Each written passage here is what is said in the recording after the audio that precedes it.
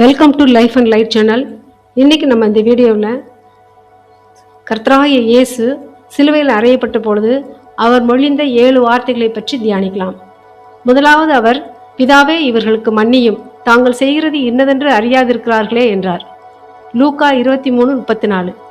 இரண்டாவது வார்த்தையாக இயேசு அவர்களை நோக்கி, இன்று நீ என்னுடனே கூட பரதீசில் இருப்பாய் என்று மெய்யாகவே உனக்கு சொல்கிறேன் என்றார். லூக்கா 23:43.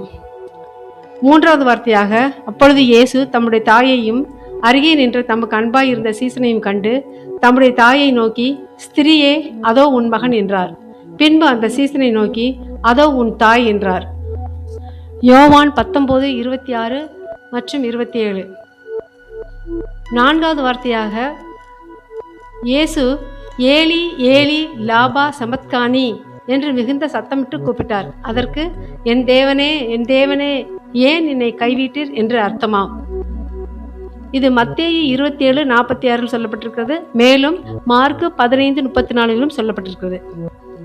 ஐந்தாவது வார்த்தையாக, அதன் பின்பு எல்லாம் முடிந்தது என்று இயேசு அறிந்து வேத வாக்கியம் நிறைவேறத்தக்கதாக தாகமாய் இருக்கிறேன் என்றார். யோவான் 19:28. ஆறாவது வார்த்தையாக, இயேசு காடியை வாங்கின பின்பு முடிந்தது என்று சொல்லி தலையை சாய்த்து ஆவியை ஒப்பு கொடுத்தார். யோவான் 19:30. ஏழாவது வார்த்தையாக, இயேசு, பிதாவே, உம்முடைய கைகளில் என் ஆவியை ஒப்புவிக்கிறேன் என்று மகா சத்தமிட்டு கூப்பிட்டு சொன்னார். இப்படி சொல்லி ஜீவனை விட்டார். லூக்கா 23:46.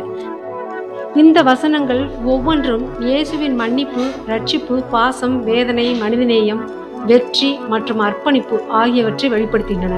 இதை பற்றி சற்று நேரம் தியானிக்கலாம். மன்னிப்பு என்ற தலைவையில் தன்னை சிலுவையில் அறைந்தவர்களுக்காகவும் துன்புறுத்தியவர்களுக்காகவும் இயேசு பிதாவிடம் மன்னிப்பு கேட்கிறார். இது அவருடைய எல்லையற்ற அன்பை காட்டுகிறது. ரட்சிப்பை பற்றி கூற வேண்டுமானால், மனம் மாறிய கள்ளனிடம், இன்று நீ என்னுடனே கூட பரதீசில் இருப்பாய் என்று உறுதியளிக்கிறார். இது கடைசி நிமிடத்தில் மனம் திரும்புவர்களுக்கும் கிடைக்கும் மீட்பை பற்றி குறிக்கிறது. மூன்றாவதாக, ஒரு பாச உணர்ச்சி, கடமையான ஒரு பொறுப்புணர்ச்சி ஆகியவற்றை காட்டுகிறது. மரண வேதனையிலும் தன் தாயின் எதிர்காலத்தை பற்றி சிந்தித்து சீசனாகிய யோவானிடம் அவரை ஒப்படைக்கிறார்.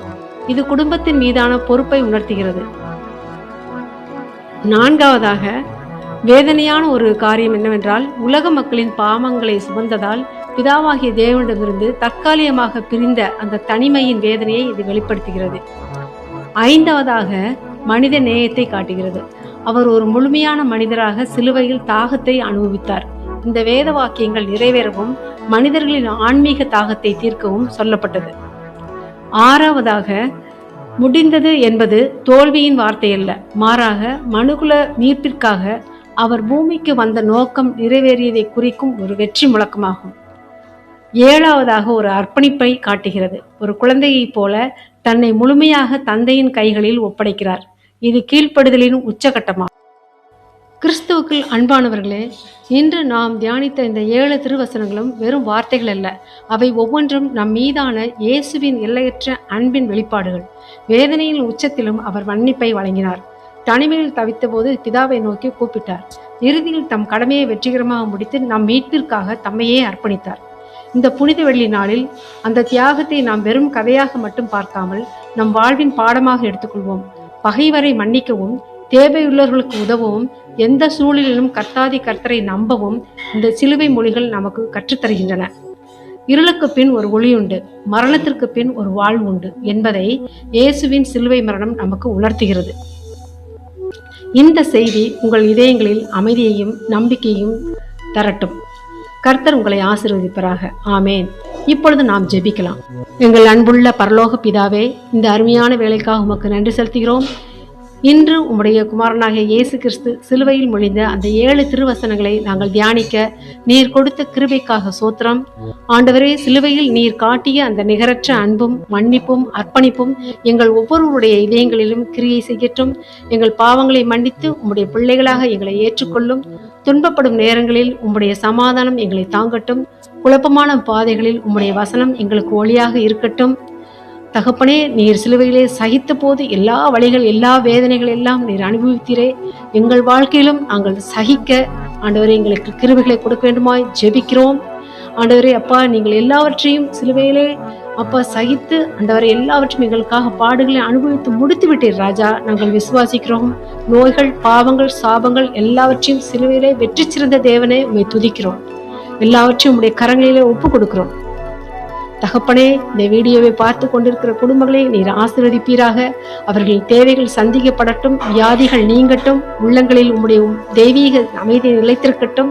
இந்த புனிதமான நாட்களில் உம்முடைய சிலுவை நிலையில் நாங்கள் இளைப்பாற எங்களுக்கு உதவி செய்யும். எங்களை எல்லா துதி, எல்லா கணம், எல்லா மகிமை உமக்கே செலுத்துகிறோம். மீட்பர் இயேசு கிறிஸ்துவின் இனிதான நாமத்தில் வேண்டிக் கொள்கிறோம், ஜீவனுள்ள நல்ல பிதாவே, ஆமேன். இந்த வீடியோ உங்களுக்கு பிடிச்சிருந்துச்சுன்னா லைக் பண்ணுங்க, ஷேர் பண்ணுங்க, சப்ஸ்கிரைப் பண்ணுங்க. நீங்கள் பெற்றுக்கொண்ட ஆசீர்வாதத்தை கமெண்ட் பாக்ஸ்ல சொல்லுங்க. தேங்க்ஸ் ஃபார் வாட்சிங். இயேசு சிலுவையில் மொழிந்த 7 வார்த்தைகளில் முதலாவது